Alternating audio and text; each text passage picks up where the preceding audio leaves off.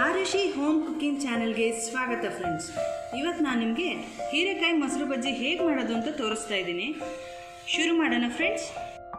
ಬೇಕಾಗಿರುವ ಸಾಮಗ್ರಿಗಳು: ಸಾಸಿವೆ 1 ಸ್ಪೂನು, ತೆಂಗಿನಕಾಯಿ 1 ಕಪ್ಪು ಈ ಅಳತೆಯಲ್ಲಿ, ಮೊಸರು, ಹಸಿಮೆಣಸಿನಕಾಯಿ 2, ಹೀರೆಕಾಯಿ 1, ಹೀರೆಕಾಯಿಯನ್ನು ಸಣ್ಣದಾಗಿ ಹೆಚ್ಚಿಟ್ಕೊಂಡಿದ್ದೀನಿ, ಕರಿಬೇವಿನ ಸೊಪ್ಪು 1 ಎಸಳು, ಉಪ್ಪು ರುಚಿಗೆ ತಕ್ಕಷ್ಟು, ಒಂದು ಅರ್ಧ ಸ್ಪೂನು ಎಣ್ಣೆ ಹಾಕ್ಕೋಬೇಕು.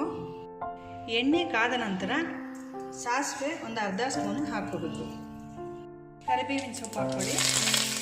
ಈಗ ಹೆಚ್ಚಿದ ಹೀರೆಕಾಯಿಯನ್ನು ಸೇರಿಸ್ಕೊಳ್ಳಿ. ಉಪ್ಪನ್ನು ಸೇರಿಸ್ಕೋಬೇಕಿದು. ಉಪ್ಪನ್ನು ಸೇರಿಸಿದ್ರೆ ಬೇಗ ಬೇಯುತ್ತೆ. ಸ್ವಲ್ಪ ನೀರನ್ನು ಸೇರಿಸಿ ಬೇಯಲು ಬಿಡಬೇಕು. ಈಗ ಸ್ವಲ್ಪ ಕಾಯಿ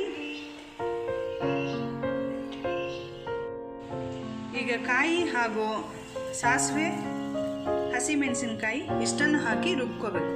ನೈಸಾಗಿ ರುಬ್ಕೊಂಡಿದ್ದೀನಿ. ಇದನ್ನು ಪಾತ್ರೆಗೆ ಹಾಕೋತಾ ಇದ್ದೀನಿ. ಈ ಬೆಂದ ಹೀರೆಕಾಯಿ ಹೋಳನ್ನು ತಣ್ಣಗಾಗಲು ಬಿಡಬೇಕು. ಅದನ್ನು ಇಲ್ಲಿ ಪ್ಲೇಟಿಗೆ ಹಾಕೋತಾ ಇದ್ದೀನಿ.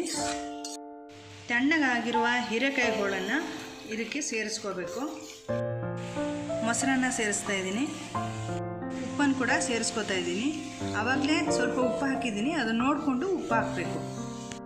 ಹೀರೆಕಾಯಿ ಮೊಸರು ಬಜ್ಜಿ ತಯಾರಾಗಿದೆ ಫ್ರೆಂಡ್ಸ್. ನೀವು ಮಾಡಿ ನೋಡಿ, ಹೇಗಿದೆ ಅಂತ ಕಮೆಂಟ್ ಮಾಡಿ, ಶೇರ್ ಮಾಡಿ, ಸಬ್ಸ್ಕ್ರೈಬ್ ಮಾಡಿ.